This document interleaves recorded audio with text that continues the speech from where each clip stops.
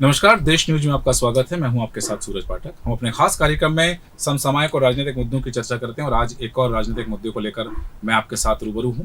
दरअसल 2024 के लोकसभा चुनाव के लिए अभी बहुत समय बाकी है, लेकिन सियासी गलियारों में सुगबुगाहट तेज होने लगी है। भारतीय जनता पार्टी सत्ता में बने रहने के लिए मोदी फैक्टर पर काम कर रही है। हाल ही में भाजपा ने सुशासन के 9 साल अभियान चलाया है।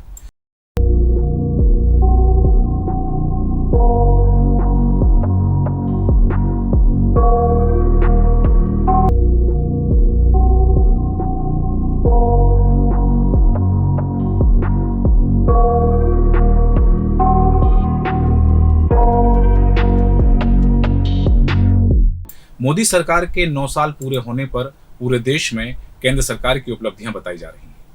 कांग्रेस ने भी कर्नाटक में मिली जीत के बाद और कर्नाटक में मिली जीत की संजीवनी के बाद आगामी विधानसभा चुनावों और अगले आम चुनाव को लेकर कुछ अहम फैसले लिए हैं। इन पर पार्टी में सहमति भी बन गई है। अब बस पार्टी की संचालन समिति की मोहर लगना बाकी है। 2024 के लिए विपक्ष को एकजुट करने का खाका भी तय कर लिया गया है। कांग्रेस विपक्षी एकता के लिए तैयार है, लेकिन कांग्रेस का कहना है कि वह 350 से कम सीटों पर चुनाव नहीं लड़ेगी। कांग्रेस ने इसकी जानकारी विपक्षी दलों को एकजुट करने में लगे मित्र दलों को भी दे दी है। इसे लेकर बिहार के मुख्यमंत्री नीतीश कुमार की पहल पर विपक्ष को एकजुट करने की तैयारी की जा रही है। हालांकि पहले 12 जून को पटना में एक बैठक रखी गई थी, लेकिन राहुल गांधी और मल्लिकार्जुन खड़गे की इस बैठक में उपस्थिति नहीं हो रही थी, इसलिए यह बैठक फिलहाल टाल दी गई है। बताया जा रहा है कि कांग्रेस खुद को 250 सीटों पर सीमित नहीं करेगी।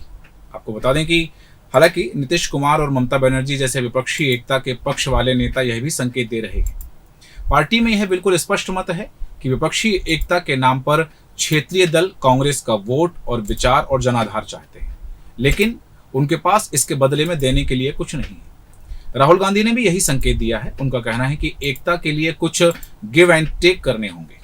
ऐसे में क्षेत्रीय दलों की अपील और भाजपा को हराने के लिए हर समझौते की चाहत के बावजूद कांग्रेस 350 सीटों से नीचे नहीं लड़ेगी। ये वो सीटें हैं जहां 2009 में कांग्रेस और भाजपा में सीधा मुकाबला था। कांग्रेस के मुताबिक 140 सीटों पर क्षेत्रीय दलों की भाजपा से सीधी टक्कर है। 2014 और 2019 में भारतीय जनता पार्टी और कांग्रेस के सीधे मुकाबले की सीटें घटकर 260 के करीब रह गई थी, लेकिन कांग्रेस 2009 को बेंचमार्क मानकर चल रही है। भारतीय जनता पार्टी को 2024 में सत्ता से दूर रखने की चाहत के बावजूद कुछ राज्यों के समीकरण ऐसे हैं जहां क्षेत्रीय दलों से गठबंधन संभव नहीं है।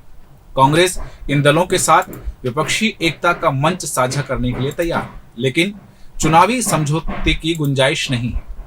इनमें आंध्र में वाईएसआरसी व टीडीपी, ओडिशा में बीजेड, तेलंगाना में बीआरएस, बंगाल में तृणमूल और केरल में वाम मोर्चा शामिल है।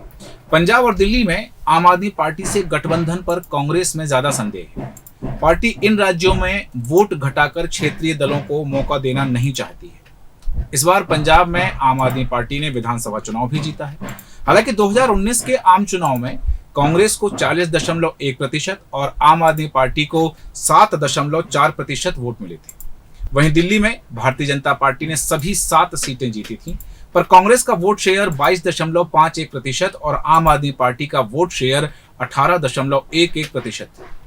राजनीति के जानकारों की माने तो कांग्रेस का ध्यान फिलहाल राजस्थान, मध्य प्रदेश, छत्तीसगढ़, मिजोरम, तेलंगाना के साथ साथ उन राज्यों पर जहां इसी साल चुनाव होने वाले हैं और ये विधानसभा चुनाव राज्यों में होंगे। इस दौरान कांग्रेस विपक्षी एकता की कोशिश में सहयोगी रहेगी, लेकिन सीटों का फैसला इन चुनावों के बाद ही होगा।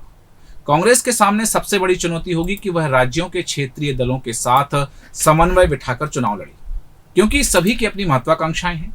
ऐसे में सभी को खुश कर पाना कांग्रेस के लिए बहुत मुश्किल होगा। कांग्रेस 350 से ज्यादा सीटों पर इसलिए भी चुनाव लड़ना चाहती है कि इन सीटों के परिणाम यदि कांग्रेस के पक्ष में आते हैं तो सरकार बनाने के लिए ज्यादा दलों की शर्तें मानना कांग्रेस की मजबूरी ना हो पाए और ज्यादा लोगों को मान मनोबल न करना पड़े।